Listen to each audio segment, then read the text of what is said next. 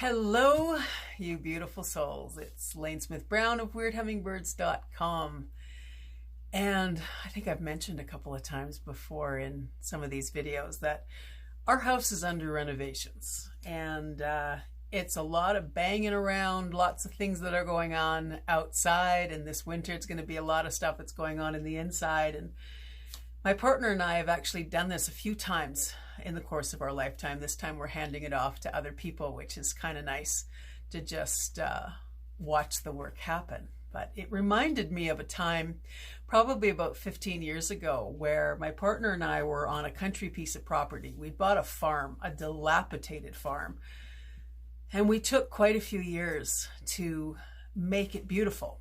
And part of that process was there was all these outbuildings, probably 17 outbuildings and a barn that was not in good repair. And so we had a neighbor that actually picked the barn up and took it over the rolling hills, the fields, and took it to their farm, and they fixed it up and turned it into something beautiful. And we took down most of these outbuildings. They would have been granaries or storage facilities for different things over time, but it didn't suit us. We just wanted to live in the country. We didn't want to live on a farm.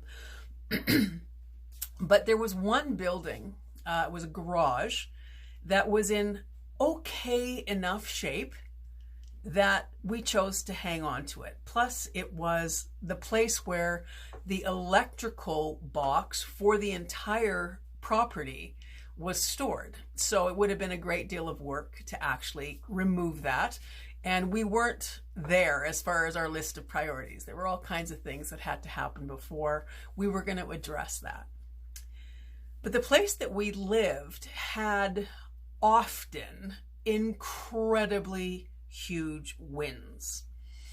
And this one weekend, winds like 100 kilometers an hour, monstrous winds. And we noticed from our porch, as we're looking at what is happening around us, that one of the corners of that garage were starting to lift. And we're panicked because big winds, lots of rain, lightning, it wasn't a good situation. And here we are with a building that looks like it's going to take off, and it's holding the electrical power. So we did everything in our power to try to tether that thing down. And I don't even want to go into the details of some of the crazy things we did, but part of it was trying to cinch that structure to one of our trucks.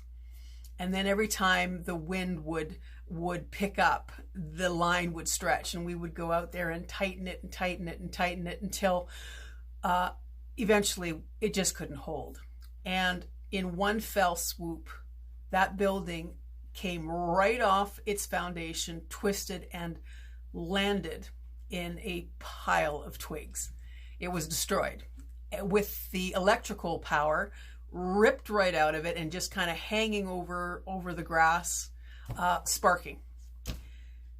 Kelly was smart enough to go and turn off the main power, and we went inside. We had been holding on to this thing for no apparent reason other than the timing wasn't quite right. But as soon as it was gone, we could see a view from our porch that we had not been able to see because this thing was in the way. Now, there's all kinds of other things that happened as a result of this, but that was a powerful moment that we experienced together in the first 5 minutes. There we were, hanging on, saying it was good enough, saying that we couldn't afford to let it go. We couldn't afford to rebuild it. We had so many other projects on the go. It just couldn't take priority. And then the decision was out of our hands. It was gone. It was turned to rubble.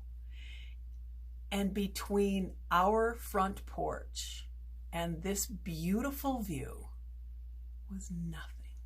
Nothing was in the way.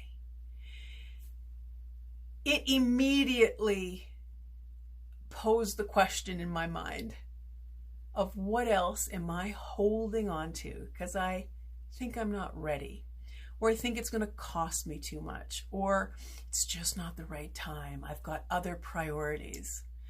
How many places in my life, in your life, are we holding on to things because we're afraid of what's going to happen after? And then the decision is made. And what happens is what we're presented with is more beautiful than what we had before. It can be a little scary because it doesn't always happen that immediate, but I just wanted to leave that with you today. What are you holding on to? What are you afraid of letting go because you don't know what's going to happen if you do? You're afraid of that. Why not be surprised by that? Do you have the capacity to think that what's after might actually be pretty brilliant? That's it for me. I just wanted to leave you with that thought. Is there anything you're holding on to that you need to let go of in order to be surprised by something else? Okay, peace. See you next time. Love you. Bye.